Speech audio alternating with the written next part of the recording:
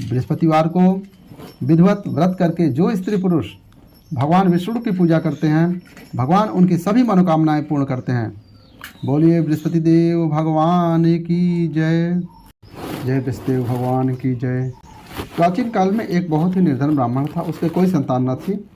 वह नित्य पूजा पाठ करता था, परंतु उसकी स्त्री बहुत मलिनता के साथ रहती थी। वह न स्नान करती, न किसी देवी देवता का पूजा करती थी।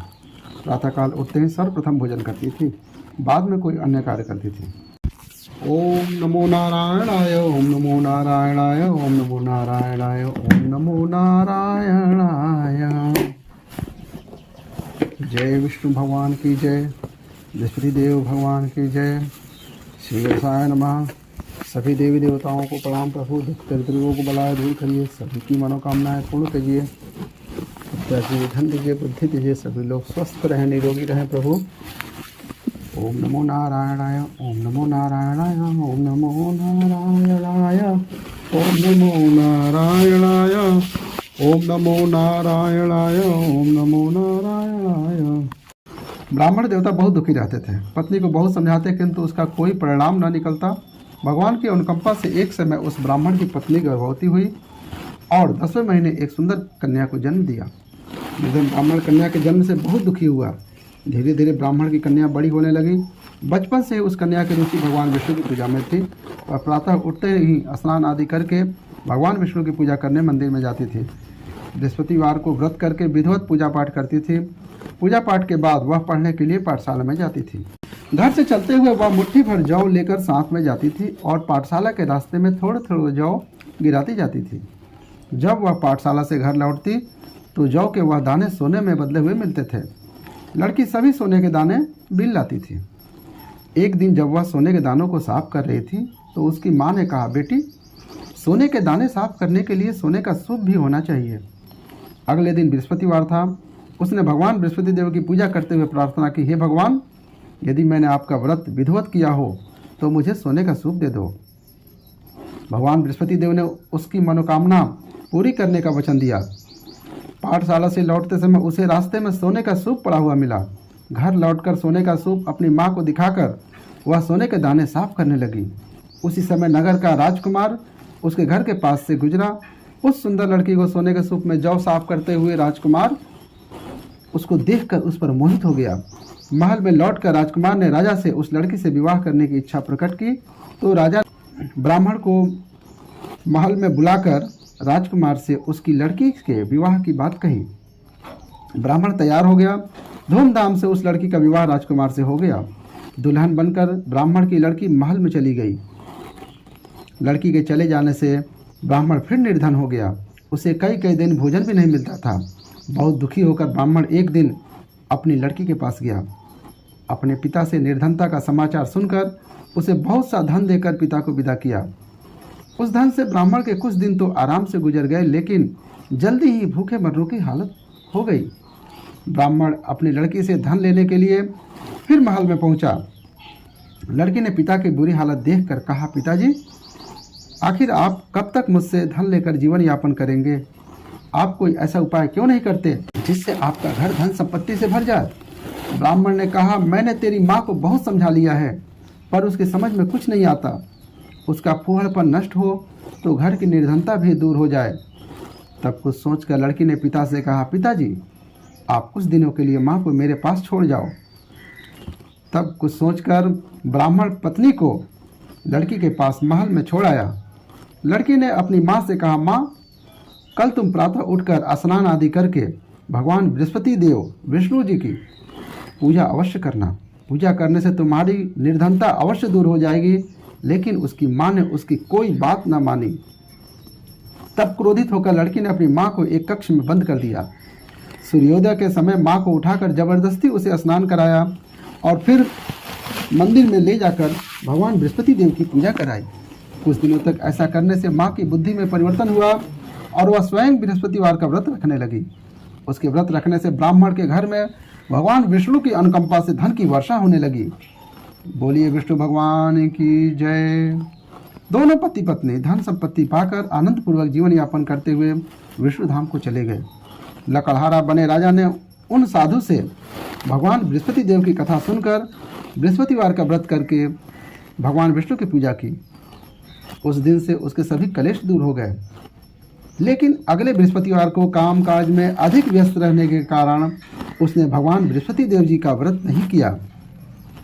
भगवान बृहस्पति देव लकड़हारे से क्रोधित हो गए और उसे भूल की सजा दी।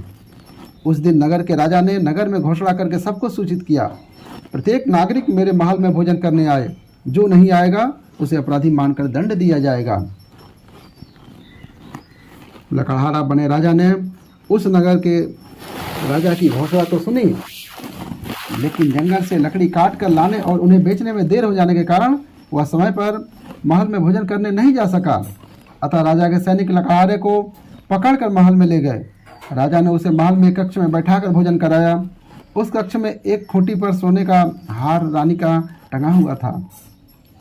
लकड़हारा अकेला उस कक्ष में भोजन कर रहा था। तभी उसने एक आश्चर्यजनक घटना घटती देखी।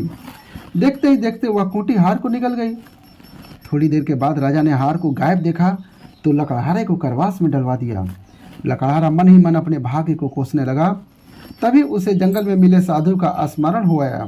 थोड़ी देर में भगवान बृहस्पति देव सन्यासी के रूप में उसके सामने प्रकट हुए और कहा, हे लकड़हारे, तूने भगवान बृहस्पति देव की पूजा नहीं की, इसी कारण तुम्हें कष्ट हुआ है। लेकिन अब चिंता मत करो, बृहस्पतिवार के दिन कारागार के दरवाजे पर तुम्हें कुछ पैसे पड़े हुए मिलेंगे। उन पैसों से भगवान बृहस्पति देव का व्रत करके उनकी पूजा करोगे तो तुम्हारे सब दुख नष्ट हो जाएंगे। बोले बृहस्पति देव भगवान की जय। बृहस्पतिवार के दिन दरवाजे पर पड़े मिले पैसों से चने और गुड़ मंगाकर लकड़हारे ने बृहस्पतिवार की कथा कही तो भगवान बृहस्पति देव ने प्रसन्न होकर उस नगर के राजा को स्वप्न में लकड़हारे को कारागार से मुक्त करने को कहा। सुबह राजा अपने कक्ष में आकर देखा तो खूंटी पर रानी का हार टंगा हुआ था।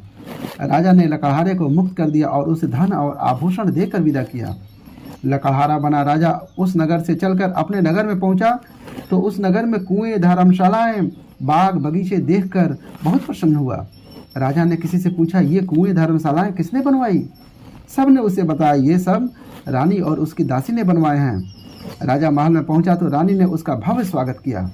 तब राजा ने निश्चय किया कि सप्ताह में एक बार तो सभी बृहस्पति देव का व्रत तथा पूजन करते हैं, परंतु मैं प्रतिदिन व्रत किया करूंगा तथा दिन में 3 बार कथा कहा करूंगा।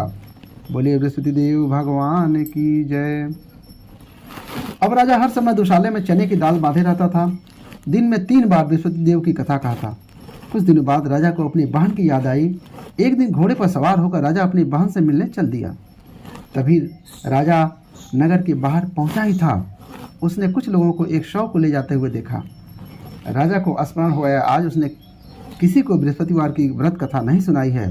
राजा ने उन लोगों को रोक कर कहा, भाइयों, आप शव को ले जाने से पहले मुझसे बृहस्पतिवार की कथा सुन लें। लोगों ने राजा पर क्रोधित होते हुए कहा, तुम पागल तो नहीं हो? लेकिन कुछ बड़े बूढ़ों ने कहा, अच्छा भाई, साथ में चलते चलते तुम अपनी कथा भी सुना लो। राजा ने चलते हुए आधी कथा ही सुनाई थी कि शव हिलने लगा। राजा के पूरी कथा सुनाते ही शव उठकर बैठ गया। बोलिए बृहस्पति देव भगवान की जय। लोगों ने हैरानी से दांतों तले उंगली दबाई और अगले बृहस्पतिवार से भगवान बृहस्पति देव का व्रत करने तथा कथा सुनने का निश्चय कर लिया। अब घोड़े पर सवार राजा चलते हुए एक किसान के पास पहुंचा। किसान अपने खेत में हल चला रहा था। राजा ने कहा, अरे भाई, मुझसे बृहस्पतिवार की कथा सुन लो। किसान झुंझला कर बोला, अरे भाई, देख नहीं रहे हो, जितनी देर तक तुम्हारी कथा सुनूंगा उतनी देर में पूरे खेत में हल चला लूंगा।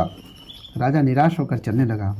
तभी किसान के बैल लड़खड़ा कर जमीन पर जा गिरे। किसान के पेट में जोर से दर्द होने लगा।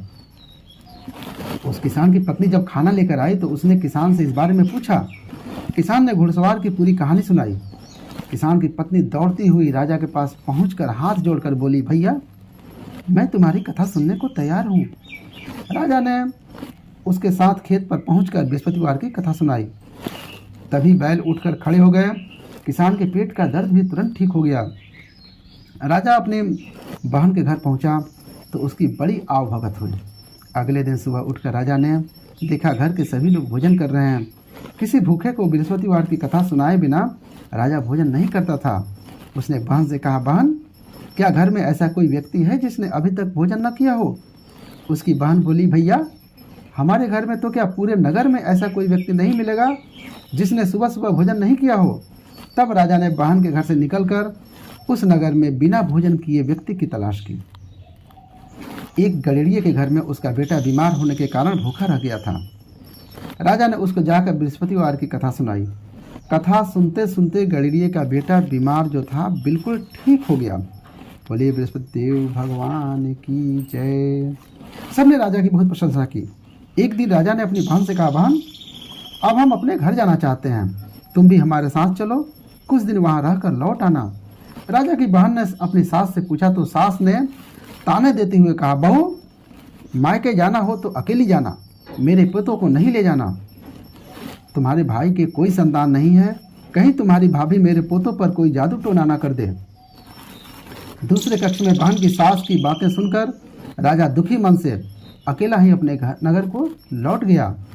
रानी ने राजा से कहा, आप तो अपनी बहन को साथ लाने की बात कह कर गए थे, फिर बहन को साथ क्यों नहीं लाए?